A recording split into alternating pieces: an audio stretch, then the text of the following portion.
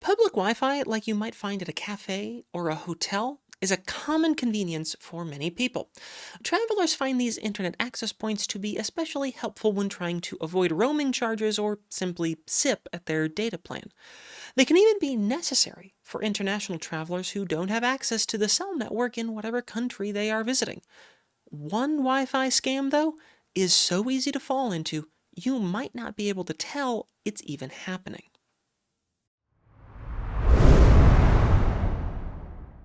This might be one of the most basic and easily executed digital attacks there is, and knowing how it works can help protect you from it. Here's how it works. Step 1. Find a place where people want to access the Wi-Fi. This is any place that commonly has a Wi-Fi network available. Coffee shops, cafes, airports, libraries, anything like that will work. Wherever the place is, so long as it has a Wi-Fi network for people to access and a bunch of people wanting to use it, it's an ideal target. Step 2. Once the target place is determined, the hacker will physically set up at the location, and this is where the attack begins.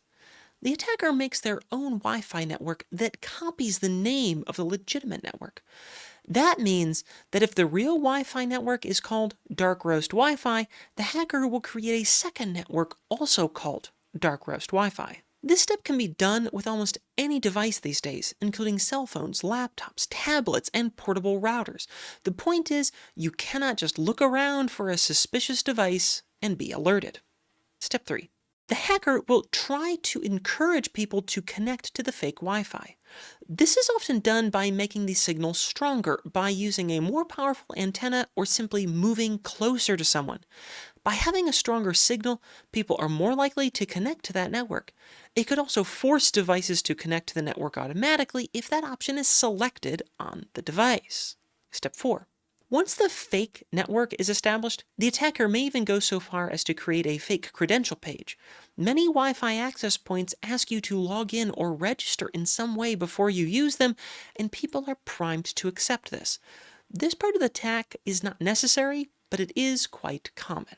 Step 5.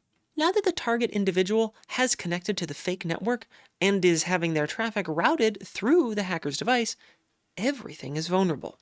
The attacker can now monitor all of your traffic, observing everything you do and possibly injecting malicious software onto your device without you even knowing. Let's game out a quick example of how this might play out in the real world. You've been on a nice vacation for the last week, but it's time to head back home. You've got a 6 p.m. departure from MIA, and there's nothing to do but wait. You wanted an earlier flight, but those are more expensive, and you didn't mind waiting too much. You settle in at the gate for a little while, and figure that you may as well get some work done before you get back to the office. You just know that there's a pile-up waiting for you. You grab a coffee from the Starbucks and settle in near one of the few available power outlets. Opening up your laptop, you find the airport Wi-Fi, which was a little odd because there were two of them with identical names. You choose the one with the stronger signal and connect to it. It asks you for some basic information, like your email address, first and last name, your birthday. Well, now you're online, and you start answering emails and taking care of work. You also check your bank account to make sure that there's no suspicious charges on your card. After all, you've been away, and you did go into some strange restaurants that you weren't familiar with. The food was great, but who knows if someone stole your card number when you handed it to the server. Everything seems fine, and you get a jump start on those Monday morning emails. Unfortunately, all of that was done through a fake network, and you've compromised all sorts of information. The reason that I bothered to write up such a banal story as an example is to demonstrate just how simple it is to fall prey to this attack. It's amazingly easy, and it can happen anywhere the Wi-Fi exists as a public access point. I wrote last year about Carnival Cruise Lines and their associated companies, as well as Royal Caribbean and the lines they own, all banning routing devices, and this is the exact type of attack I think they feared. Here's the bad news. As you can see, these attacks are potentially quite dangerous. You really do need to be vigilant when using Wi-Fi in public. The good news is that these attacks are also fairly easy to avoid if you take some simple precautions. If you can, just use the cell network on your phone. This could mean using your cell phone as a hotspot or having your own mobile hotspot device. Often, they're called jetpacks. My phone, for example, can be turned into a mobile hotspot with a few taps on the screen.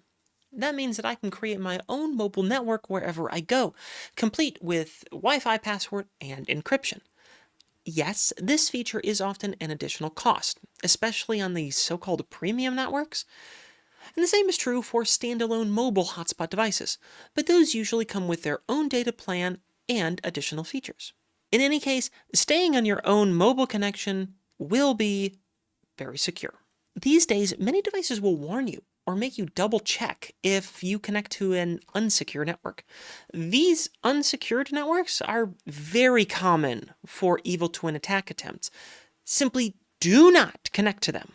If your computer, phone, tablet, browser, etc. starts giving you warnings that something isn't secure, listen to it. Quit dismissing those things and pay attention. Without going into all the technicalities of why and how a VPN protects you, suffice it to say that they do. However, they do need to be a reliable VPN. We use NordVPN, which is a very common and reliable VPN, and something that many people are aware of. To be clear, this is not an endorsement, nor is it an advertisement. There are many trustworthy VPNs available, and you should consider getting one. That's just the one that we happen to use. Another more technical bit is making sure that you are browsing websites in HTTPS. That is the start of websites that you can see in your browser's address bar. Safe sites should show HTTPS at the start of their web address, like https://farfarawaytravels.com. This simply represents a more secure type of connection. One way to protect yourself is to just not access anything you have to log into. That means don't log into your bank or other financial institution accounts. It also means don't check email, social media sites, or anything else you have to sign into. Now, if you suspect you've been a victim of one of these attacks, immediately contact your financial institutions. Should you see any suspicious charges on your cards or transfers from your accounts, that's a sign you've had your information stolen. You also absolutely must change your passwords if you suspect you've been the victim of any evil twin Wi-Fi scam. I wish there was better advice about reconstructing things that I could give, but that would just be fantasy. Right now, the best defense is good defense. Avoiding these types of Wi-Fi scams is the best thing you can do to keep yourself safe, because coming back from them is a lot harder than falling into them.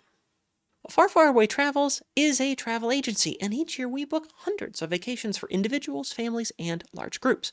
We've got years of experience and first-hand knowledge that we use to help keep you safe from hackers and make sure you get the best trip possible with support all along the way.